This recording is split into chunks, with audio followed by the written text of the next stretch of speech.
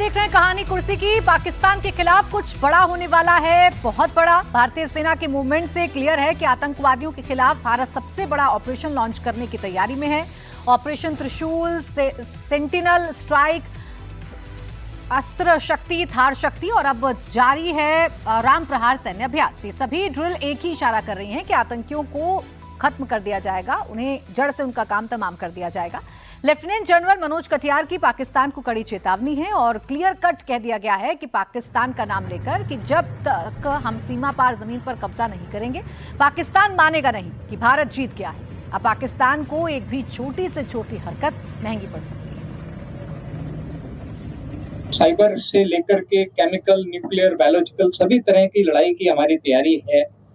आप ये मान के चलिए कि हमें विश्वास है कि अगली लड़ाई सिर्फ एक डोमेन में नहीं होगी, मल्टी डोमेन ऑपरेशंस होंगे। लड़ाई स्पेस में भी होगी, साइबर में भी होगी, ईडब्ल्यू में भी होगी, इन्फोवॉर में भी होगी। पर जीत जो है वो जमीन पर ही हासिल होगी। तो ये सारे डोमेन में जो भी हम काम कर रहे हैं वो किसी तरीके से जो हमारी अल्टीमेट जीत है, वो चाहे 71 की जीत हो, चाहे 65 की जीत हो, वो जब तक हम जमीन पर कब्जा नहीं करेंगे वो पाकिस्तान मानेगा नहीं कि हम जीत गए हैं। तो डोमेन सारी जरूरी हैं, हम सारी डोमेन में लड़ाई की तैयारी कर रहे हैं। पर जो आप ग्राउंड पर देख रहे हैं ये फिर लास्ट, ये मान के चलिए कि सारी डोमेन को मिला करके लास्ट में जो ऑपरेशन होना है वो यही है जो आप देख रहे हैं। ये डिवीजन जो हमारी वेस्टर्न कमांड की ऑफेंसिव फॉर्मेशन है, खड़गा कोर, उसका एक हिस्सा है। यानी इस डिवीजन का मेन मकसद पाकिस्तान के इलाके में घुसकर वहां पर दुश्मन को बर्बाद कर और वहां पर ऑब्जेक्टिव्स पर कब्जा करना है। तो ये पूरी ट्रेनिंग और ये पूरी एक्सरसाइज उस ऑब्जेक्टिव को हासिल करने के लिए है। अब पाकिस्तान में बैठे आतंकियों के खिलाफ फाइनल वॉर की पूरी स्क्रिप्ट तैयार हो गई है। डेटा से लेकर तबाही का पूरा खाका तैयार किया जा रहा है। इस बीच एक बार फिर सेना प्रमुख जनरल उपेंद्र द्विवेदी ने ऑपरेशन सिंदूर पार्ट 1 की कामयाबी को बताया और कहा कि 22 मिनट में 9 आतंकी ठिकाने टारगेट और फिर 88 घंटों तक चली जंग सिर्फ एक ट्रेलर थी। मूवी शुरू भी नहीं हुई थी कि पाकिस्तान ने दम तोड़ दिया। ऑपरेशन सिंदूर एक भरोसेमंद ऑर्केस्ट्रा था जहां हर म्यूजिशियन ने एक साथ मिलकर अपना अपना रोल निभाया। इस वजह से हमने 22 मिनट में 9 टेररिस्ट टारगेट को खत्म कर दिया। मैं तो ये कहना चाहूंगा कि मूवी शुरू भी नहीं हुई थी, सिर्फ एक ट्रेलर दिखाया गया था और ट्रेलर के बाद 88 घंटे में वो ट्रेलर खत्म हो गया था। तो आगे आने वाले हालात कैसे होंगे ये इसके बारे में हम पूरी तैयारी करके बैठे हुए हैं और अगर कोई ऐसा हमें मौका देता है पाकिस्तान तो हम उसको भरपूर एक शिक्षा प्रदान करना चाहेंगे उसको कि कैसे एक जिम्मेवार नेशन को अपने पड़ोसियों से बिहेव करना चाहिए। अब दोनों बयान आपने सुन लिए राहुल जी, दोनों ही बयान बता रहे हैं कि पाकिस्तान की एक भी हरकत या पाकिस्तान की एक भी नापाक कोशिश कैसे उसके लिए तबाही ला सकती है। देखिए, सेना ये मानती है कि अगर आप पीस टाइम में अपना जो है बहाएंगे पसीना तो आपको लहू कम बहाना पड़ेगा। तो इसीलिए ये एक्सरसाइजेज होती हैं। राम प्रहार जो है ये जो एक्सरसाइज है ये हरिद्वार के पास जो है ये एक्सरसाइज चल रही है और वो टेरेन इसलिए चुना गया है क्योंकि वो टेरेन जो है पंजाब की तरह का टेरेन है। तो इसलिए क्योंकि पंजाब से बॉर्डर लगता है पूरा पाकिस्तान का, तो इस टेरेन में वो एक्सरसाइज की जा रही है जिसमें जो है वो अटैक हेलीकॉप्टर्स और बख्तरबंद गाड़ियाँ और इस सब चीज़ों का इस्तेमाल किया जा रहा है।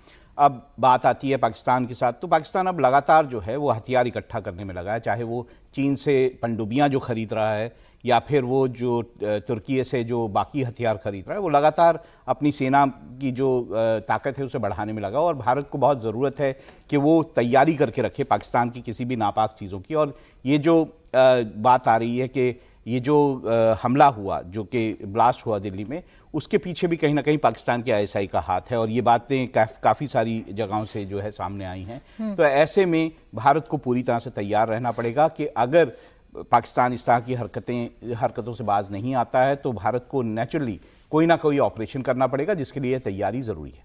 ठीक है, और जिस तरीके से लेफ्टिनेंट जनरल कटियार ने कहा है कि अब पाकिस्तान वैसे ही मानेगा कि आपने युद्ध भी लड़ा, जीत भी हासिल की और उसके बाद उसकी जमीन पर भी आपने कब्जा कर लिया, तभी सूरत ऐसी है जब पाकिस्तान ये माने कि भाई उसे हार का सामना करना पड़ा है। तो भारत के उद्देश्य हर्षवर्धन जी बड़े क्लियर हैं और एक स्टेप आगे ही बढ़ रहे हैं। देखिए, मुझे लगता है कि ये तो हर भारतवासी के मन की बात है। हालांकि रणनीतिक तौर पर ये बात इस तरह से कहनी चाहिए या नहीं कहनी चाहिए वो सवाल हो सकता है, उस पर बहस भी होगी। लेकिन ये तो सच है ना कि पाकिस्तान ने बड़े हिस्से पर भारत के कब्जा कर रखा है। जो हमारे जम्मू कश्मीर का हिस्सा है, जहां न पानी है, न बिजली है, न राशन है, न सड़क है, किसी तरह की सुविधा नहीं, वहां के लोगों को, और जो एक बार विदेश मंत्रालय ने कहा भी था कि वो हमारे नागरिक हैं, और वहां पर इस तरह की स्थितियां जब उत्पन्न होती हैं तो हमारे लिए चिंता का विषय इसलिए है कि उनको कुछ नहीं देता, लेकिन वहीं पर जो टेररिस्ट लॉन्च पैड होते हैं, यानी जो आतंकवादी ठिकाने हैं, उनके ऊपर वो जो दूसरे मद में आए पैसे हैं वो भी खर्च कर देता है। यानी जो नागरिक हैं उनको नहीं देता, आतंकवादियों को सब कुछ दे रहा है। 1971 में जब बांग्लादेश पाकिस्तान से कट गया, उसके बावजूद वो अपने पाठ्यक्रम में पढ़ाते रहते हैं कि हम जीत गए, लेकिन चूंकि वो साफ साफ दिखा, दुनिया ने देखा, तो उसको स्वीकार करते हैं। मुझे लगता है कि जो सैटेलाइट इमेजरी थी, जो हमने फोटो जारी किया, जो हमारे जो कमांडर्स थे, जो उन्होंने प्रेस कॉन्फ्रेंस में, अब उससे थोड़ा सा आगे की जरूरत है। यानी टेरिटरी अब थोड़ी बदलने की जरूरत है, जिसको बार बार हम कहते हैं कि एलओसी बदलने की जरूरत है, क्योंकि जिस तरह से पाकिस्तान हरकतें कर रहा है और हमारी ही जमीन का, कब्जाई हुई जमीन का आतंकवाद के लिए इस्तेमाल कर रहा है, तो उसका जवाब तो देना ही पड़ेगा। अब जो होगा वो हर लिहाज से इंपॉर्टेंट होगा, उसमें तकनीक का बखूबी इस्तेमाल किया जाएगा, एआई का बखूबी इस्तेमाल किया जाएगा। लेफ्टिनेंट जनरल कटियार साहब इस बात का जिक्र भी कर रहे थे, यानी पाकिस्तान को कैसे घेर कर मारना है इसकी तैयारी भारत कर रहा है। और जैसे जैसे भारत की जमीन पर ये तैयारी होती है, जो ट्रेनिंग होती है या ये जो ऑपरेशंस होते हैं विजय जी, उसके बाद धड़कनें बढ़ती तो हैं पाकिस्तान की। कोई सुसाइडल मोड में हो तो आप क्या कर सकते हो? कई लोगों की आदत होती है सुसाइडल मोड में रहने की, वो भी एक प्रॉब्लम होती है। ओसीडी जिस तरह से होता है उसी तरह से सुसाइडल मोड में पाकिस्तान रहता है।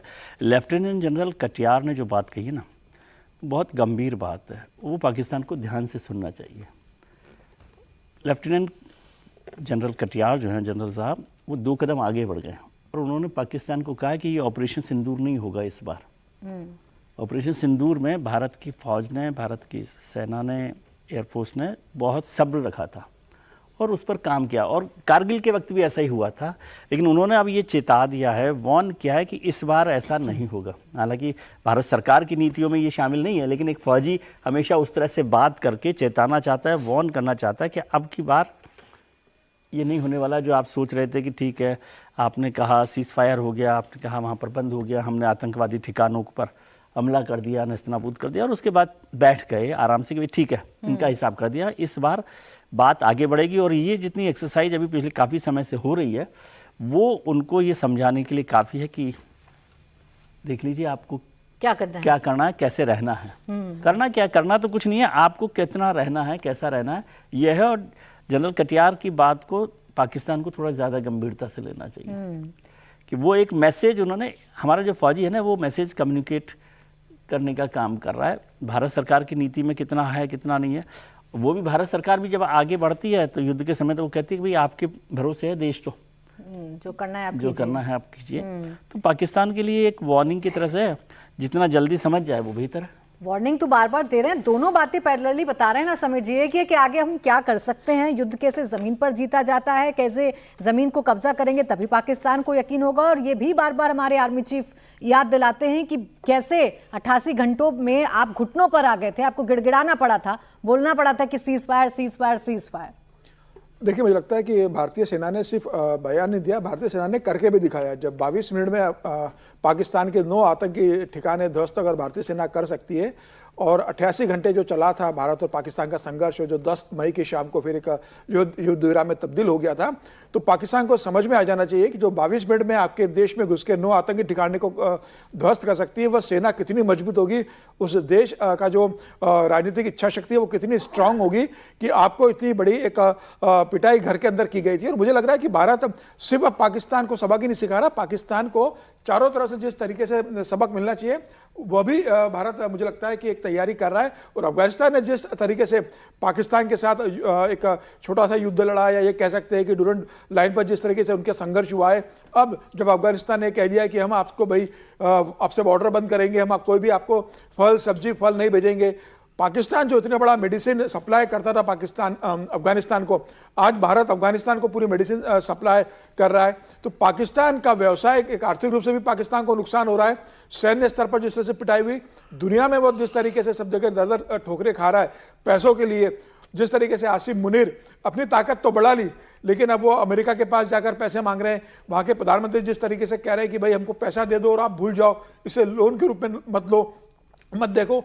चीन से उन्हें बहुत उम्मीद थी कि चीन उन्हें बहुत मदद करेगा, लेकिन चीन ने भी उनकी भारत की ताकत को देखते हुए, भारत की इकोनॉमिक ताकत को देखते हुए चीन ने भी पाकिस्तान की बहुत मदद नहीं की। तो पाकिस्तान को ये बात समझ में आ जाना चाहिए कि जब भारत से अगर लड़ेगा तो ना अमेरिका उसको बचा सकता है, न चीन उसको बचा पाएगा, न जिन मुस्लिम देशों की वो कोशिश करता है कि मुस्लिम कंट्रीज उसके साथ आएगी, न तुर्की उसको बचा पाएगा, न कोई और देश बचा पाएगा। अब की बार भारत पर उसने इस तरीके से हरकत की तो भारतीय सेना इस बार सिर्फ आतंकी ठिकाने को नष्ट करने नहीं जाएगी, कार्रवाई बड़ी होगी। भारतीय सेना के जो पदाधिकारी, बड़े जिम्मेदार लोग हैं, वो बार बार बता रहे हैं। आज तो मनोज जी ने भी इस बात को बताया, उपेंद्र द्विवेदी इस बात को बोल चुके हैं, सीडीएस इस बात को पहले बोल चुके हैं, रक्षा मंत्री राजनाथ सिंह बोल चुके हैं, प्रधानमंत्री इशारों में इस बात को कह चुके हैं। तो मुझे लग रहा है कि पाकिस्तान को इस बात को समझना चाहिए कि भारत अगर कह रहा है तो अगर उसने थोड़ी सी भी दुस्साहस किया तो उसका परिणाम क्या होगा, यह पाकिस्तान को बहुत अच्छे से समझ लेना चाहिए। लेकिन वो समझता कहाँ है, बार बार जो हिमाकत करता है, जिस तरीके से आतंकी साजिश रचने की कोशिश करता है, पक्का वाला इलाज पाकिस्तान के लिए जरूरी है राहुल जी?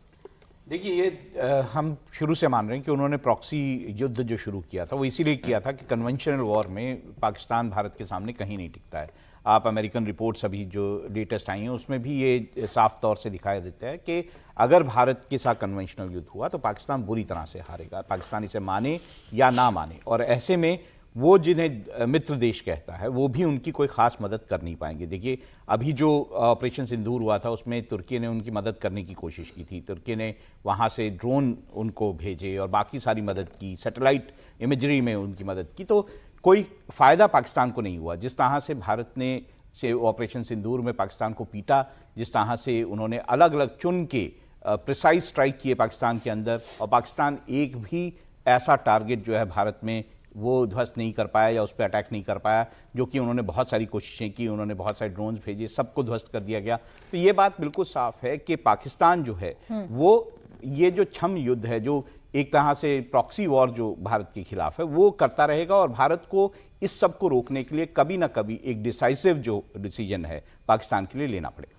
ठीक है, अब देखिए आगे बढ़ रहे हैं, बात कर लेते हैं G20 समिट की। दक्षिण अफ्रीका में G20 लीडर समिट का आज आखिरी दिन है और इस समिट में अमेरिकी राष्ट्रपति डोनाल्ड ट्रंप की मनमानी नहीं चल पाई।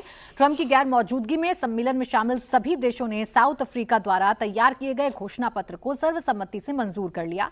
यह फैसला मेजबान देश के लिए एक बड़ी कूटनीतिक सफलता माना जा रहा है, क्योंकि अमेरिका के विरोध के चलते इसकी संभावनाओं पर सवाल उठ रहे थे। दरअसल ट्रंप ने समिट का बहिष्कार किया था। यह तब हुआ जब G20 समिट की 2026 की मेजबानी अमेरिका को मिलनी है। ट्रंप ने समिट के आखिरी सेशन में भाग लेने के लिए एक अमेरिकी अधिकारी को भेजने की बात कही थी, लेकिन दक्षिण अफ्रीका ने अमेरिकी अधिकारी को मेजबानी सौंपने के प्रस्ताव को नकार दिया और अब अफ्रीकी राष्ट्रपति रामफोसा आज G20 की अगली अध्यक्षता खाली कुर्सी को सौंपेंगे, क्योंकि अमेरिका का कोई भी प्रतिनिधि समिट में शामिल नहीं हुआ है। तो जो मनमानी ट्रंप करते हैं विजय जी, वो मनमानी नहीं चल रही है अब उनकी। यहां भी देखिए, खाली कुर्सी को सौंपी जाएगी, उनके प्रतिनिधि को शामिल नहीं होने दे रहे। बहुत महत्वपूर्ण है ट्रंप साहब के लिए, क्योंकि खासतौर से जब अगले साल उनको मेज़बानी करनी है वहाँ पर अमेरिका में, तो ज़्यादा ध्यान रखते हैं कि भाई इसको कैसे हम आगे बढ़ाना है। बल्कि एक आप बात भी करके बताते हैं कि हम किस प्रोजेक्ट के साथ किस तरह से आगे जाना चाह रहे हैं। और अमेरिका में G20 बड़ा ग्रुप है, दुनिया का सबसे बड़ा ग्रुप है एक तरह से G20, उसको लेकर इस तरह से ट्रंप की मनमानी का जवाब वहाँ पर दक्षिण अफ्रीका ने भी दिया, पूरे G20 के लोगों ने दिया, क्योंकि वो घोषणा पत्र भी वहाँ पर पारित हो गया है, उसको रख दिया गया है। और अब अमेरिका, ये दक्षिण अफ्रीका ने कहा कि अभी तो वो खाली कुर्सी को सौंपेंगे, फिर दक्षिण अफ्रीका का कोई अधिकारी जो है ना, वो उसका एक जो फॉर्मेलिटी है वो अमेरिका के साथ पूरा करेगा। लेकिन महत्वपूर्ण, प्रधानमंत्री और भारत के नज़रिए से देखिए कि प्रधानमंत्री ने इस G20 समिट में 16 से ज़्यादा जो हमारे राष्ट्राध्यक्ष हैं उनके साथ मुलाकात की है, बहुत सारी बायलैटरल मुलाकात भी हुई है, 2 सेशन उन्होंने एड्रेस किए, दोनों सेशन बहुत इंपॉर्टेंट थे। उन सब बातों पर, और ख़ास तौर से ये जो डेवलप्ड कंट्रीज़ हैं उनको जवाब देते हुए प्रधानमंत्री ने बात की है। उसमें जितनी सारे इश्यूज उठाए हैं एनवायरनमेंट को लेकर और तमाम चीज़ें, वो अमेरिका जैसे और जो बड़े देश हैं, जो विकसित देश माने जाते हैं, उनके खिलाफ भी उन्होंने बड़ी बात की, जो आमतौर पर नहीं माना जाता कि इस तरह से बात होगी। तो प्रधानमंत्री की दृष्टि से, भारत के नज़रिए से ये जो G20 की समिट है ये महत्वपूर्ण रही। ये पूरा सम्मेलन जो है हमारे लिए तो बेहतर साबित हुआ, और ख़ासतौर से इसलिए भी रहा क्योंकि दक्षिण अफ्रीका को मौका ही भारत की तरफ से मिला। भारत में जब मेज़बानी कर रहे थे तब दक्षिण अफ्रीकी देशों को, अफ्रीकी यूनियन को वहाँ पर शामिल किया गया था। उम्मीद ये की जा रही थी, एक डिप्लोमेसी में होता है कि मनमानी कभी भी हो, लेकिन जब अगले साल आपको मेज़बानी करनी हो तो आप उसको बेहतर तरीके से रिप्रेजेंट करते हैं। अब ट्रंप साहब को तो आप जानते हैं कि ट्रंप साहब को कब क्या लगता है, कब क्या नहीं लगता। हो सकता है जब वो हो जाए उसके बाद वो कहे नहीं, अब अमेरिका जो है दुनिया के सबसे बेहतर G20 की मेज़बानी करेगा। हाँ, लेकिन ट्रंप क्या करना चाह रहे हैं? ट्रंप को यहाँ से क्या संदेश मिल गया या दुनिया में क्या संदेश गया, हर्षवर्धन जी? ये अब चर्चा का विषय होना चाहिए। आप मनमानी कर रहे हैं, बहिष्कार कर रहे हैं, लेकिन आपके बिना भी देखिए घोषणा पत्र मंजूर हो गया। नहीं, ये सिर्फ घोषणा पत्र मंजूर होना भर नहीं है, दुनिया के सर्वशक्तिमान देश को ग्लोबल साउथ की ताकत का एक, कहते हैं ना कि अंदाजा लगा है, अब शुरुआत हुई है। ये क्या कोई कल्पना कर सकता था कि आप अमेरिका उसमें शामिल नहीं हो रहा है और अमेरिका कहे कि हम अपना कोई रिप्रेजेंटेटिव भेजेंगे, चाहे जो हो, और उसको लोग कहे कि नहीं नहीं हम इनको स्वीकार नहीं करेंगे, खाली कुर्सी को सौंप देंगे। लेकिन ये किसकी वजह से हुआ? ये ट्रंप के बड़बोले, सनक भरे और अनमने रवैये की वजह से हुआ। यानी आपको तय ही नहीं आप कह पा रहे हैं कि कैसे क्या होगा। इतना बड़ा मंच है, आपकी जो भी शिकायत है, अफ्रीका से शिकायत हो, किसी अफ्रीकी यूनियन के किसी देश से शिकायत हो, क्रिश्चियन पर कहीं कोई दिक्कत हो, किसी भी तरह की समस्या हो, उसको आप जो कहते हैं ना कि डिप्लोमेटिक टॉक्स के जरिए रिजॉल्व करते हैं। जब आप इतने बड़े मंच को अंडरमाइन करते हैं तो वो मंच, वो छोटा नहीं हो रहा है, वो आप छोटे हो रहे हैं, नंबर 1। दूसरा, आपकी प्रभु सत्ता को बड़ी चुनौती दे दी गई है। तीसरा, ये सारे देश अब ये मानने लगे हैं, और अब तो मुझे लगता है कि हर ऐसी बैठक में, एक वो वीडियो वायरल हुआ था ना कि वो फ्रेंच प्रेसिडेंट और सब वो हंस रहे थे, सब क्या कर रहे थे, फिर एससीओ समिट में वायरल हुआ कि पीएम मोदी, शी जिनपिंग और पुतिन, ये सामान्य नहीं रह गया है। इसका मतलब ये हुआ कि ट्रंप की हरकतें, ट्रंप के निर्णय, ट्रंप जिस तरह का व्यवहार करते हैं, वो सार्वजनिक तौर पर हास्य का विषय बन चुका है। कई बार वो बड़े ब्रेव फेस के साथ आते हैं, लेकिन अब ट्रंप का ये व्यवहार दुनिया को पसंद नहीं आ रहा है, और दुनिया के देश अब उसको लेकर प्रतिक्रिया दे रहे हैं। G20 एक बड़ा मंच है, भले अमेरिका उसका मेजबान होगा, लेकिन अगर ये सारे देश उसमें नहीं रहेंगे उस तरह से, तो हम मेजबानी का मतलब क्या रह जाएगा? ट्रंप साहब को हिंदुस्तान की शादियों से समझना चाहिए कि फूफा जी के नाराज होने से शादी नहीं रुकती हैं। ट्रंप साहब को यह भी समझना चाहिए कि साउथ अफ्रीका के जो राष्ट्रपति है, उनका नाम क्या है?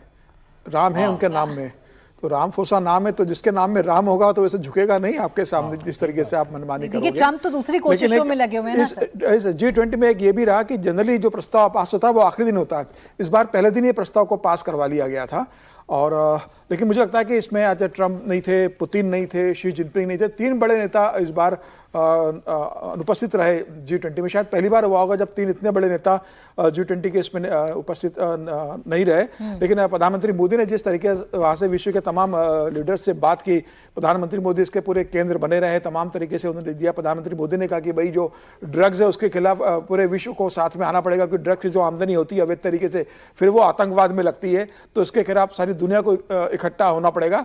प्रधानमंत्री मोदी ने अपनी बात बहुत बेहतर तरीके से की है। तमाम राष्ट्राध्यक्ष प्रधानमंत्री मोदी इस दौरान मिले हैं, तो मुझे लग रहा है उसका फायदा भारत को मिलेगा, और अमेरिका को भी बड़ा मन रखना चाहिए। इस तरीके से आप ये कह देना कि साउथ अफ्रीका ने सम्मानजनक तरीके से हमें जिम्मेदारी नहीं सौंपी, हमने अधिकारी भेजा था, लेकिन ट्रंप को खुद को चला जाना चाहिए था इस कार्यक्रम में। अगर आप नहीं गए तब भी आपको इस तरीके से आरोप लगाना, किसी और को भेज देते, और ये आरोप लगाना कि भाई वहां पर गोरख किसानों पर अत्याचार हो रहा है, इससे मैं नहीं जाऊंगा। मुझे लगता है कि ट्रंप को थोड़ा एक परिपक्व राष्ट्रपति की भूमिका निभानी थी। अमेरिका इतना बड़ा देश है, साउथ अफ्रीका जैसा देश जो प्रधानमंत्री मोदी के कारण G20 का मेंबर बना, पिछले साल प्रधानमंत्री मोदी ने उसको मेंबर बनाया था, और जब उसने पहली बार इसके आयोजन किया है तो उसका उत्साह बढ़ाने के लिए, उनका तारीफ करने के लिए अमेरिका के राष्ट्रपति को वहां आना चाहिए था, या ना कम से कम बधाई देनी थी कि आपने बहुत अच्छे तरीके से G20 का आयोजन किया है और अगले साल हम आयोजित करेंगे।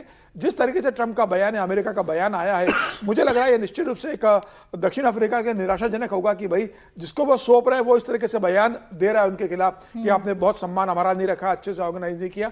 यह गलत है। ट्रंप को इस तरीके से बयान देकर बचना चाहिए था। लेकिन कहाँ बचते हैं ट्रंप, तो ऐसा कुछ कर ही जाते हैं जिसमें ऐसी तस्वीरें आती हैं और हर बार उनको सिट पैक भी होता है। अभी जिस तरीके की तस्वीरें हैं राहुल जी, आप मनमानी करते हैं लेकिन आपकी मनमानी अब चल नहीं रही है। जो और ताकतें हैं, जो ग्लोबल साउथ का जिक्र भी हर्षवर्धन जी ने किया, उसकी ताकत के आगे अब कहाँ दिख रहे हैं ट्रंप? देखिए, ट्रंप जो है उन्होंने पिछले जितने भी डिसीजन लिए हैं उसमें उनको जो है यू टर्न लेना पड़ा है।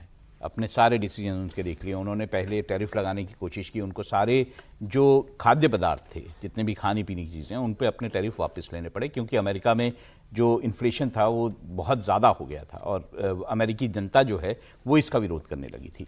आप उनके एब्स्टेन फाइल की बात करें तो उसको पहले विरोध कर रहे थे कि इसको ओपन नहीं किया जाना चाहिए। अब जो है उन्होंने कह दिया, उस पर साइन कर दिए बिल पे कि ये फाइलें जो है ये ओपन की जाएं।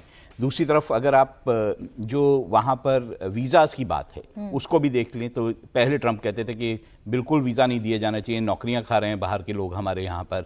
और अब जो है उनका ये कहना है कि अमेरिकी लोगों में इतना टैलेंट नहीं है कि वो जो है इन सब चीज़ों को संभाल सकें, तो हमारे को बाहर के वर्कर्स की ज़रूरत है। सारे यू टर्न जो हैं आप देखेंगे तो ट्रंप जितनी भी बातें की हैं उस पर यू टर्न ली है। अब ये G20 की भी जो बात है, वो जो बार बार कोशिश करते हैं कि अमेरिका की प्रभुसत्ता बनी रहे, वो कहीं ना कहीं उसको कायम नहीं रख पा रहे हैं और दोबारा से ये यू टर्न लेंगे और दोबारा से ये कहेंगे कि नहीं जो है ये G20 इंपॉर्टेंट है। तो अब नेटो के भी आप सवाल, नेटो में जो है जिस तरह से विरोध हो रहा है यूएस का कि वो जो है अपनी भूमिका पूरी तरह से नहीं निभा रहा, तो वो सब जगह से उन पे प्रेशर है और बार बार यू टर्न लेने की जो उनकी आदत बन गई है, अब जो दिखाई दे रहा है दुनिया में, उसको लेकर अब दुनिया बहुत ज्यादा सीरियस नहीं होगी उनकी बातों को लेकर। नहीं, वो कोशिश में लगे हुए हैं, उल्झे हुए हैं अभी भी कि यूक्रेन और रूस का युद्ध वो रुकवाई दें, उसका क्रेडिट तो कम से कम उनको मिल जाए। उन्होंने कहा कि अगर यूक्रेन के राष्ट्रपति नहीं चाहेंगे तो नहीं रुकेगा। उसको लेकर सीक्रेट मीटिंग भी लगातार चल रही है।